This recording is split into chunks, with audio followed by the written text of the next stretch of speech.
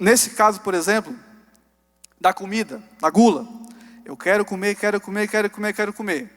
É esse diabinho falando assim, come mais. Ataca essa barra de chocolate, olha que delícia. Faz isso. Demoninho. O anjinho que é o super-ego fala assim, cara, não faz isso, você vai engordar. Faz mal, vai entupir suas veias. Vai dar diabetes. Você está gordo, olha só essa... Até eu estou com uma pancinha aqui, mas... Um pouquinho faz bem também, né? O superego é esse anjinho que fala assim, cara, não faz isso. E o ego é o cara que pega essa demanda pulsional, que quer comer, que quer fazer, que deseja, e essa parcela que fala, não faz isso. Ou seja, o eu da fé é o que Freud chamou de ego. Entende? O que decide o que fazer com essas duas forças, pela consciência. Eu digo isso porque a gula, apesar de ser... Aí, beleza. A gula, apesar de ser, como está ali no primeiro tópico, ó, considerada popularmente um dos menores pecados capitais, se não o menor, ela tem um problema. Ela começa a ser um problema quando ela se torna um sintoma, uma manifestação de dinâmicas interiores mais profundas. Quando você quer escapar da tua realidade, por exemplo, você se ataca na comida. Isso é muito comum também. Por isso é que eu comecei essa abordagem sobre a gula aqui, falando sobre essas instâncias diferentes da nossa mente. Aquela parte que quer, que deseja, aquela parte que fala você não pode, e o eu que se decide entre essas duas forças. Estão entendendo o que eu estou falando? Então, se num primeiro momento a gula é considerada popularmente como um dos menores pecados capitais, se não o menor, justamente porque eu falei antes, porque o comer é unir o útil ao agradável, lembra? Você se alimenta, ganha força e sente prazer.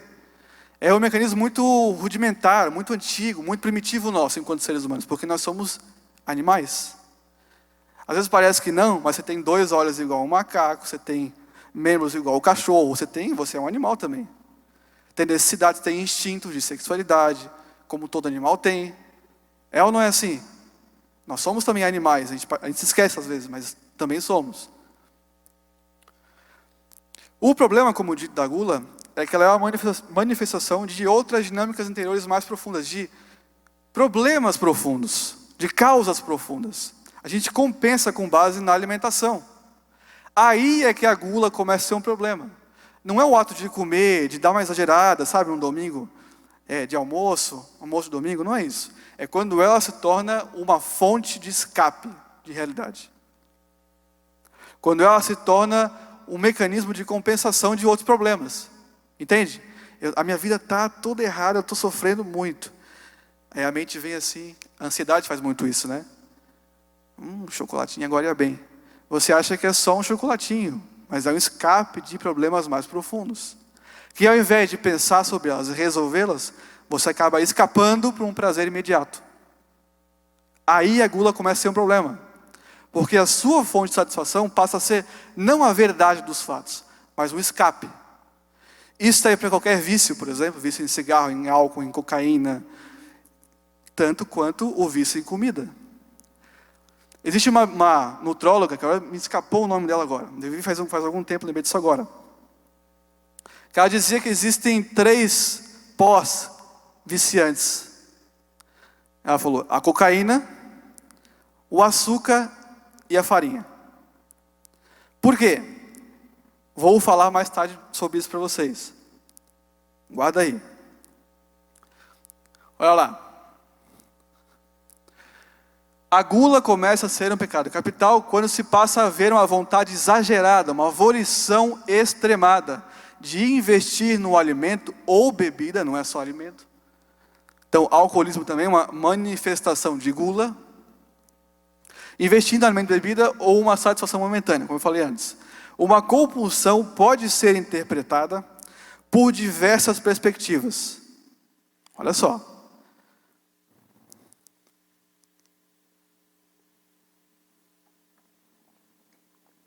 Isso porque toda compulsão nossa, toda vontade exagerada nossa, isso é compulsão, toda obsessão nossa, é uma expressão que tem várias facetas diferentes. Biológica, eu botei ali. Psicológica e espiritual. Toda compulsão tem um componente biológico, um componente psicológico e um componente espiritual. Tá vendo como essa vontadezinha de comer uma barra de chocolate, por exemplo, assim, adoidadamente, toda vez que se sente mal, tá com depressão, tá deprimido, tá triste, se entope no sorvete, sabe, essas coisas assim? Tá vendo como não é só uma vontadezinha, não. Tem um componente biológico, um componente psicológico e espiritual dentro de cada ação de compensação, como essa. De escape, de fuga da realidade e investimento em um prazer momentâneo.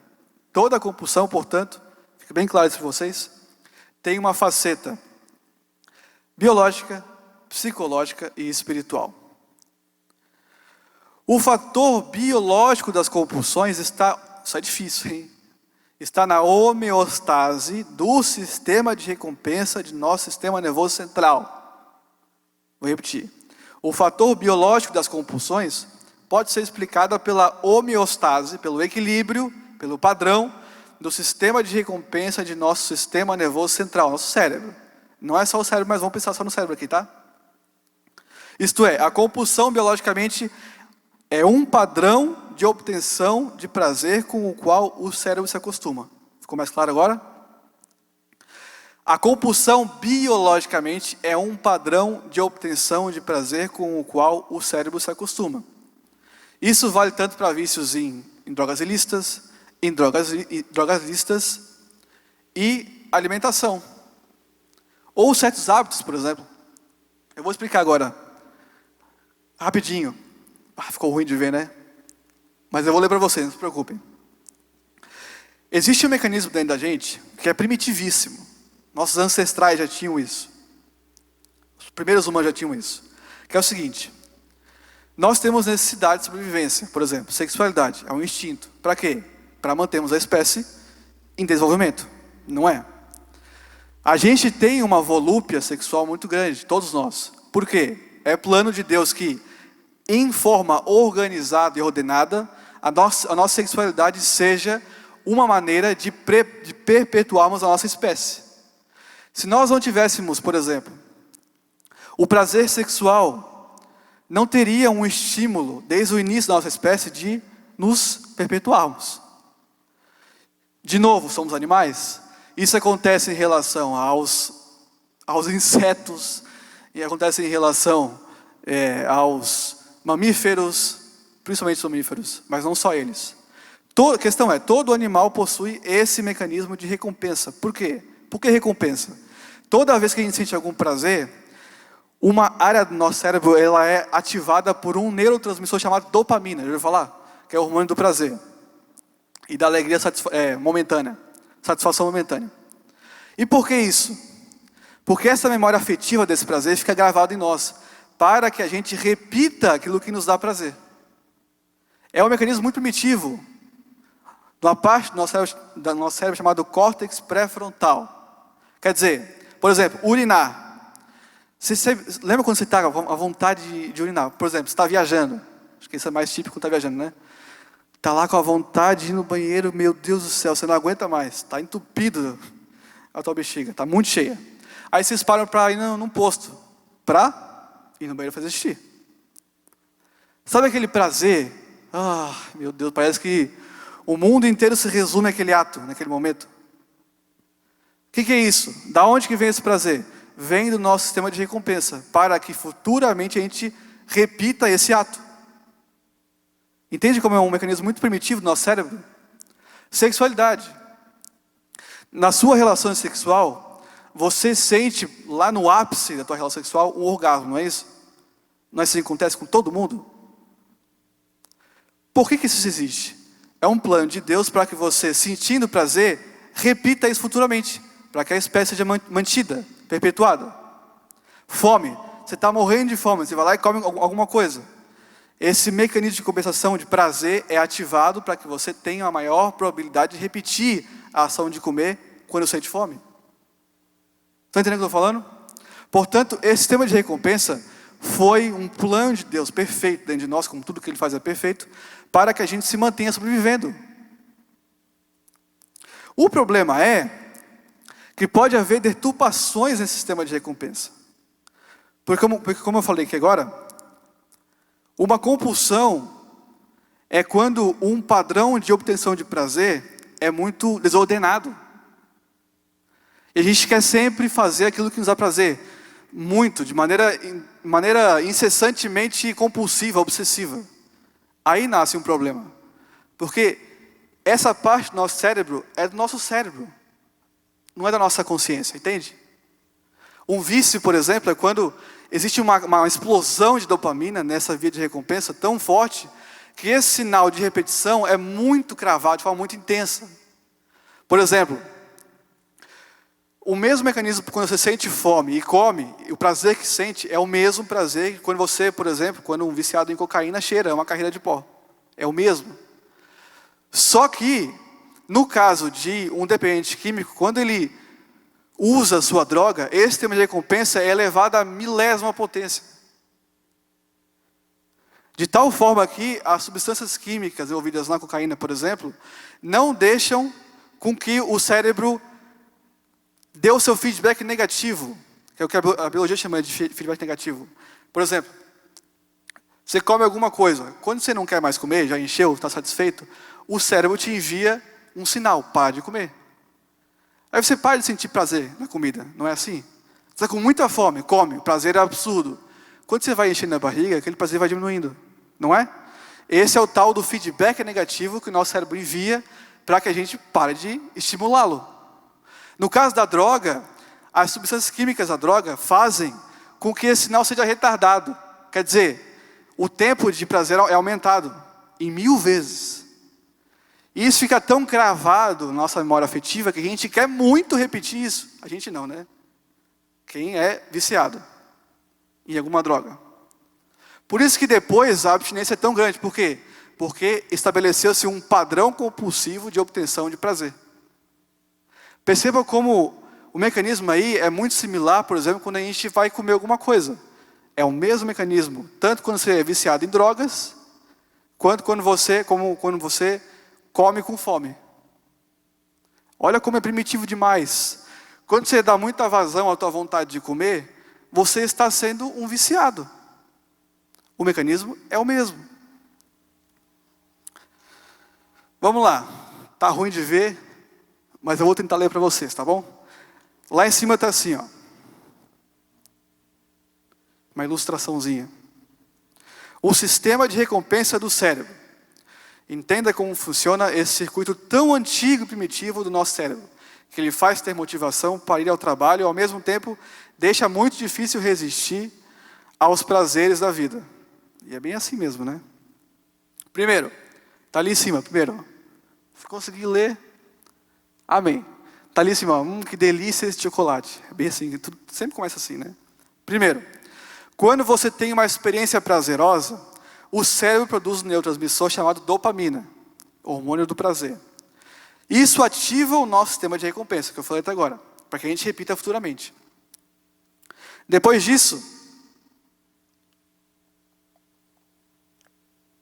olha só, a dopamina atinge uma área chamada área tegmental ventral, uma região rudimentar do cérebro, o que garante uma grande força biológica. Quer dizer, o prazer é uma grande força biológica. 3. A dopamina percorre outras áreas até chegar ao córtex pré-frontal, nossa jovem área de modulação. É esse córtex pré-frontal que vai nos dizer que nós estamos satisfeitos e que devemos parar de comer. Lembra que eu falei do feedback negativo? Quem dá esse sinal para parar de comer, por exemplo, é o nosso córtex pré-frontal. 4. Se comer chocolate realmente lhe deixou feliz e satisfeito, seu cérebro registra uma memória de que aquilo é prazeroso. E, portanto, é um comportamento que deve ser repetido. 5. Vai passar. Como o seu cérebro já sabe que comer chocolate é bom, por causa dessa memória afetiva que foi criada, a área tegmental ventral pede que você repita essa ação. E ela vai usar toda a sua força biológica para isso. Não lembra muito um vício isso? Dá prazer? Então repete. Mas, 6. Quando a informação chega a seu córtex pré-frontal, vem a modulação consciente. Você exerce nossa ainda recente capacidade de ser mais racional e pensa se deve mesmo comer o doce. Todo mundo viciado ou não pensa, eu não posso mais, mas eu não consigo, eu não posso, mas eu vou lá e faço de novo. É uma briga muito grande. 7. Ocorre então uma batalha. Real não é assim. Entre as informações enviadas pela razão, ou seja, pelo córtex pré-frontal, e pela emoção, que é essa área tegmental ventral, que é onde a dopamina é disparada. 8. Se você deixar a emoção, isso é muito importante, se você deixar a emoção vencer e repetir frequentemente esse comportamento prazeroso, ele vai ganhando força e fica cada vez mais difícil resistir a ele. Porque, como eu falei lá atrás, uma compulsão é um novo padrão estabelecido de obtenção de prazer. Lembra disso? Quanto mais você der vazão e razão, às suas inclinações emocionais, de querer, comer, se apropriar, não só para comida, mas para tudo na vida, né? Quanto mais der razão à emoção, deixando a tua consciência de lado, do que é certo e do que é errado, mais aquele hábito é fortalecido em nós. E mais compulsivos nós nos tornamos. Entendeu o que eu falei?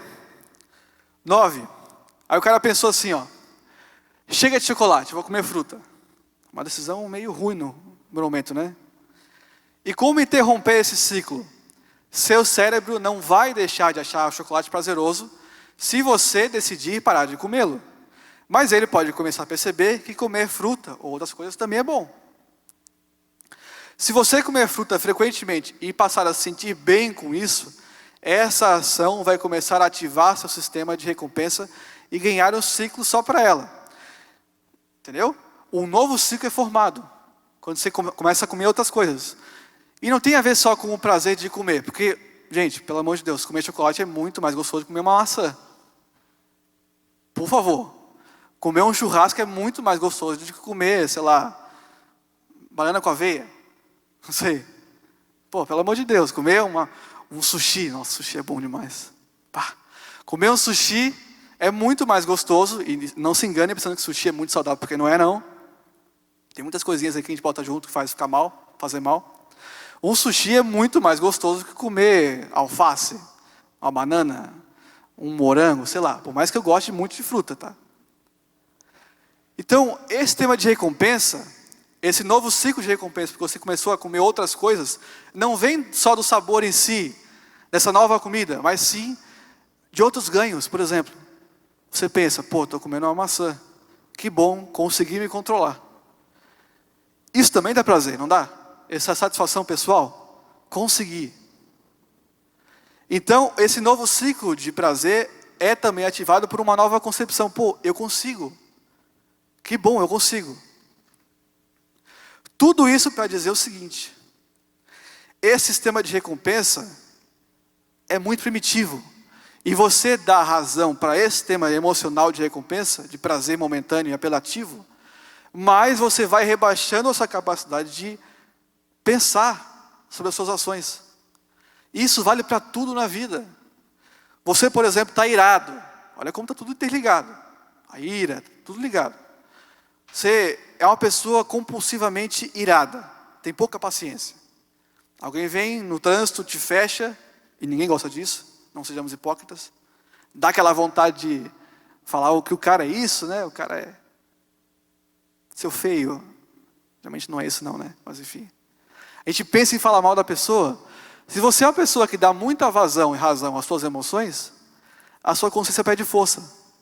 Por quê? Porque até o ato de xingar alguém quando está querendo xingar alguém, também ativa o nosso tempo de recompensa. Você sente um alívio, uma descarga na hora. E futuramente a sua propensão é repetir esse ato. Por isso é o que o autor da carta aos Hebreus fala o seguinte, retomando o que Abacuque falou. O meu justo do começo ao fim viverá pelo quê? Pela fé. O que é fé no Evangelho? É consciência. Naquilo que Deus diz sobre a vida. Andar pela fé não é um andar místico, um andar abstrato. Por mais que também haja uma esfera mística nisso, né? Você crê em Deus, não crê numa cadeira. Deus ninguém vê, Deus é transcendente, Deus é místico. Então, por mais que haja uma esfera, uma faceta mística na fé, fé é você ser guiado pela sua consciência. Consciência firme no que Deus diz sobre a vida e sobre você mesmo. Isso é andar pela fé. Quando as emoções vierem, é você ponderar a tua ação naquilo que Deus lhe ensinou. Isso é andar pela fé. Sempre quando alguma vontade abrupta vier, obsessiva, compulsiva vier, você, peraí, eu ando pela fé, não ando pelas minhas emoções. Por isso que a gula é uma expressão de um caminho, um andar na contramão do que é o andar pela fé. Entende? Porque a gula é você investir no alimento, obedecer uma emoção, como uma forma de compensação de algum problema interior. Isso é andar pela fé? Não é. Isso é obedecer uma inclinação momentânea, compulsiva, uma emoção. E nós que andamos pela fé, não andamos pelas emoções, e sim pela fé, por uma consciência maior. Fé é uma consciência maior. Amém? Ali embaixo ali, ó, no 11. Mas isso não se... Puxa, está muito ruim de ver, né? Que pena. Mas isso não significa que todo mundo sinta prazer comendo fruta. Não basta insistir em um comportamento para que ele se torne interessante. O que estimula uma pessoa pode não trazer o mesmo efeito para outra. O importante é você encontrar quais frutas e chocolates fazem você feliz. O sistema de recompensa está aí, olha só, para deixar a vida sempre prazerosa e equilibrada. A vontade de Deus é que o nosso mecanismo de sentir prazer seja equilibrado. É ou não é assim? Pô, você vai fazer uma viagem, vê que lindo que é aquele cenário, por exemplo. Você vê a mão de Deus naquilo. Come um alimento, vê, poxa, obrigado, Senhor, por isso. Obrigado porque eu estou vivo. Isso é você, ao mesmo tempo, andar pela fé e saber usufruir do teu sistema de recompensa. Lembrando que os prazeres são infinitos. Você é tetraplégico. Você pode ter infinitas formas de sentir prazer na vida.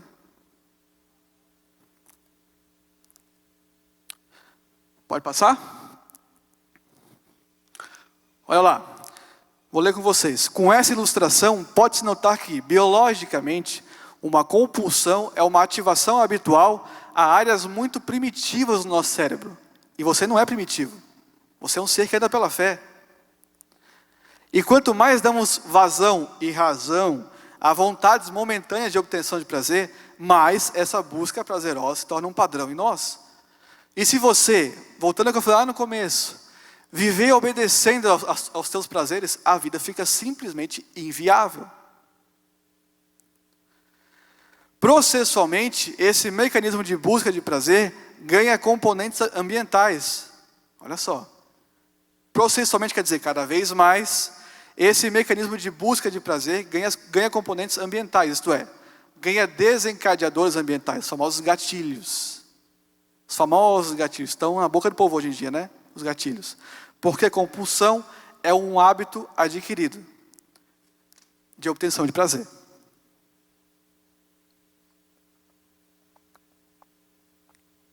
Por isso, quando alguém obedece muito às próprias emoções, ou seja, quando alguém é muito compulsivo, é servo das emoções, isso é o contrário de andar pela fé.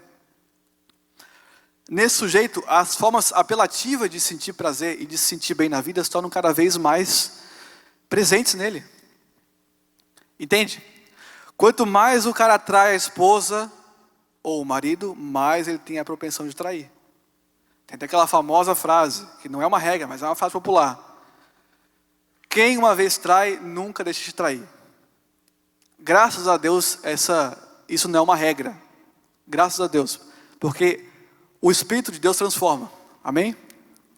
Mas existe uma propensão de que, quanto mais alguém trai, ou seja, quanto mais alguém dá razão e vazão, não ao que Deus diz sobre a vida, mas uma inclinação sexual pervertida, mais pervertido ele será. Porque esse circuito de prazer é ativado. E a sexualidade, nesse exemplo de sexualidade, é um instinto em nós, lembra? Deus colocou essa inclinação em nós para que a gente se mantenha enquanto seres humanos. Tendo filhos, netos e assim por diante. E uma apelação de prazer a um instinto é uma apelação monstruosa. O seu cérebro não sabe diferenciar o que é prazer sexual, saudável ou não. É a sua consciência que tem que dizer isso para você. Por isso é que o crente anda pela fé. Eu bato muito nessa tecla, porque o crente anda pela fé, o cristão anda pela fé. E Deus fala em Hebreus 10, 39 o seguinte: o meu justo viverá pela fé. E se retroceder, se começar a dar razão para as emoções, é o que Deus está falando, eu, Senhor, não me agradarei dele. Olha como é importantíssimo no ponto de vista de Deus que a gente controle as emoções. E passe a andar por uma consciência maior, que é o que a carta aos Hebreus chama de andar pela fé. É andar por uma consciência maior, mais elevado do que as emoções, inclinações, tentativas apelativas de obtenção de prazer, que são só forma de escape de realidade. A gula é só um escape de realidade.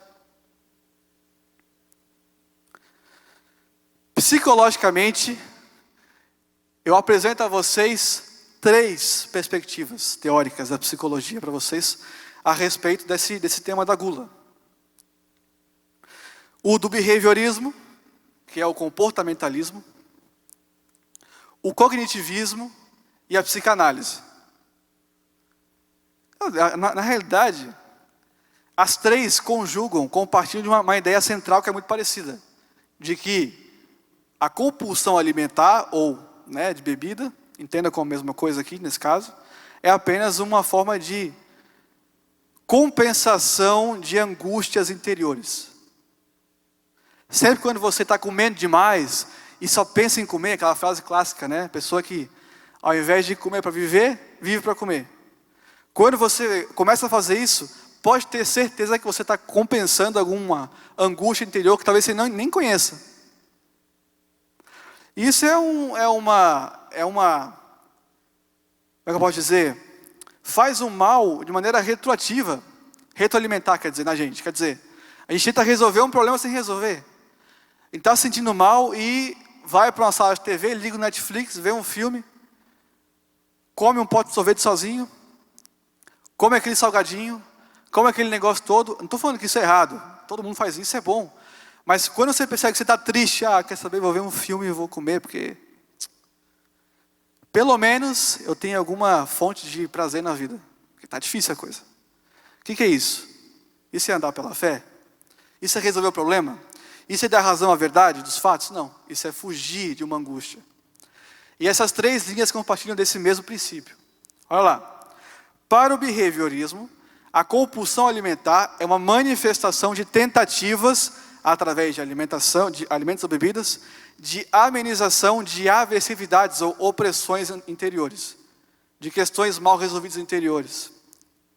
É, portanto, um sintoma de fuga de conflitos internos. E nessa perspectiva aqui, do behaviorismo, se diz que o compulsivo está sob controle da sua compulsão. É como se aquele objeto de compulsão, nesse caso a comida, a bebida, fosse um ser à parte. Entende? Quando você é compulsivamente obcecado, obsessivo por alguma coisa que lhe dê prazer, essa coisa que lhe dá prazer é um organismo à parte, que não faz parte de você, porque você está sob o controle disso. E de novo, o que Paulo falou em 1 Coríntios, a primeira carta aos Coríntios, capítulo 2, o que anda pela fé é aquele que discerne as realidades e não é julgado por nenhuma delas. Olha só, o cara que anda pela fé anda por uma consciência maior. 1 Coríntios 2. Ele é guiado pela sua consciência e julga, discerne as realidades. Não é julgado pelas realidades. Olha como é forte isso. Aquele que anda por uma consciência maior, pela fé, é aquele que não é influenciado, não é ditado pelas próprias inclinações e vontades. Pelo contrário, ele discerne o que é bom, o que é mal, decide ir e decide não ir. Paulo chama esse sujeito de sujeito que anda pela fé. Para a abordagem cognitiva, a compulsão alimentar é uma crença adquirida de compensação. Por causa de crenças negativas diversas sobre si mesmo, o sujeito obsessivo, compulsivo, lembrando-se de que o alimento é uma grande fonte de obtenção de prazer, escapa para ele. Quer dizer, o que mantém aquele comportamento, para essa visão cognitiva, são crenças interiores sobre si mesmo. Quer dizer, eu não valho nada. A minha vida está uma desgraça, eu não sei o que fazer, está horrível, eu não quero mais, para mim não vale mais a pena. Quer saber de alguma coisa? Eu vou comer o que eu quiser e ponto final. Ansiedade, batendo na porta, pressão no emprego, sei lá, processo de divórcio, não sei. tentações interiores muito profundas e muito fortes, de alta magnitude. Quer saber de uma coisa? Lembrei de uma coisa. Lá no meu freezer tem sorvete. Então eu vou lá, pego aquele potão todo, aquele sorvete maravilhoso, que eu gosto muito, por exemplo, aquele da Nestlé, da igreja, eu gosto muito daquele sorvete. Coisa boa. Você vai lá, pega aquele sorvete, vai para a sala e dá um trato naquele negócio. Quer dizer, é uma crença sobre si mesmo que está mantendo e reforçando aquele comportamento de fugir. Toda vez que o sujeito se sente ansioso, ele foge para essa obtenção de prazer. Porque ele pensa, afinal de contas, a única coisa que me pode valer a pena é sentir esse prazerzinho aqui. Então ele evita enfrentar a verdade e passa a investir em buscas apelativas de prazer momentâneos. Existem, portanto, crenças sobre si mesmo que reforçam cada vez mais a necessidade de compensação de conflitos em uma obtenção de prazer momentâneo. E para a psicanálise, a compulsão na psicanálise é uma teoria muito profunda sobre a compulsão na psicanálise, né? Vamos ser bem breves e resumidores aqui.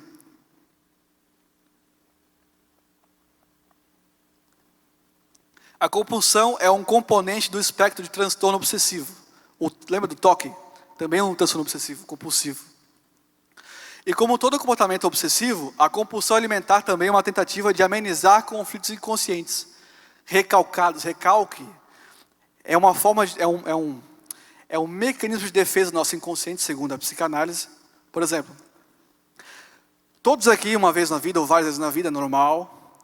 Lembra que a lei do pecado da morte que Paulo falou, que habita cada um de nós, que eu quero eu não faço, que eu não quero eu faço, lembra disso? Isso é em todos nós, até em Paulo, que é a espinha dorsal da teologia cristã. Quem dirá nós, né? Até em Jesus, quando ele falou assim, meu Deus, de onde me vem essa tentação? Cristo falou isso. Até sobre ele, imagina na gente. Aceite que você é tentado e ponto final. O que se diz aqui, por exemplo? Quando você, na psicanálise, né? Quando você pensa em alguma coisa, como eu estava falando antes, e você percebe que aquele pensamento é totalmente inaceitável. Meu Deus, como é que eu pensei isso? Por exemplo, é muito comum em consultório que fala assim, pensei que eu estava matando meu pai. Sonhei que eu estava com meu pai num lugar, daqui a pouco eu dei uma facada nele. Eu já ouvi isso uma vez. Isso é bem comum, tá? Em consultório. Mas eu amo tanto meu pai, eu não entendi o que está acontecendo aqui comigo. Ou, por exemplo, já soube de casos em que o paciente, o consulente, ele fala assim para o terapeuta, doutora, olha só, eu venho sonhando que eu tô, como é que é uma vez que eu ouvi? Que eu dormi com a minha tia. Mas eu acordei desesperado, porque o que tem a ver isso comigo? E todo mundo tem sonhos assim, talvez não com a tia ou com a sei lá o quê, mas sonhos que são inaceitáveis na consciência. Quando você evita pensar sobre isso, fica se recriminando. Lembra do superego no começo que eu falei? Aquele anjinho que fala assim, olha, isso é errado. Lembra disso? Esse conflito faz com que o ego decida submeter aquele pensamento que veio automático, que é inaceitável, a uma barreira de esquecimento. Essa barreira, Freud chamou de recalque. Barreira não é aquela da popozuda lá, sabe? Não é isso. É recalque de repressão. Submete aquele pensamento inaceitável a uma repressão. Não posso pensar sobre isso. Eu digo isso porque, vou ler de novo, para a psicanálise, a compulsão é um componente do espectro de transtorno obsessivo. E, como todo comportamento obsessivo, a compulsão alimentar também é uma tentativa de amenizar conflitos inconscientes, recalcados, que não está na nossa memória, está profundamente. Desconhecidos pelo sujeito. O eu consciente, que Freud chamou de ego, lembra disso? Aquele que decide entre bem e o mal. Encontrando-se enfraquecido, sem saber como lidar com o impulso que vem do inconsciente, que Freud chamou de id, lembra disso? Vê o seu equilíbrio no prazer proporcionado pelo hábito de alimentar-se. Quer dizer, é o mesmo mecanismo, por exemplo, de alguém que é viciado em limpeza, por exemplo. Toque de limpeza. Ou que é viciado em contar as lajotas, assim, da rua, que não pode pisar em linha. Sei lá, que tem que contar quantas pecinhas no mosaico tem nas igrejas. Tem gente que é assim. É o mesmo mecanismo. Quando o ego está enfraquecido, não sabe como lidar com impulsos inconscientes, e compensa essa dificuldade com hábitos. É muito profundo isso, né? Mas o caso é que na psicanálise, uma compulsão é uma obsessão incontrolável de compensação de conflitos interiores. Portanto, a ideia central dessas três perspectivas é a seguinte: toda compulsão alimentar é uma tentativa de resolver conflitos. Portanto, quando você anda pela fé, você não anda fugindo de conflitos para resolvê-los. Você os enfrenta. Afinal, o que liberta é o quê que Jesus falou? A verdade. E não fugas, realidades ilusórias, sei lá o quê. Vamos correr aqui. Está no final já. E o lado espiritual? Vitor, e o lado espiritual? Deixei para o último por quê? Lembra de Gênesis 3? Lembra que a gente falou sobre soberba? Lembra disso? Se você estava aqui, você vai se lembrar de soberba, que a gente falou aqui.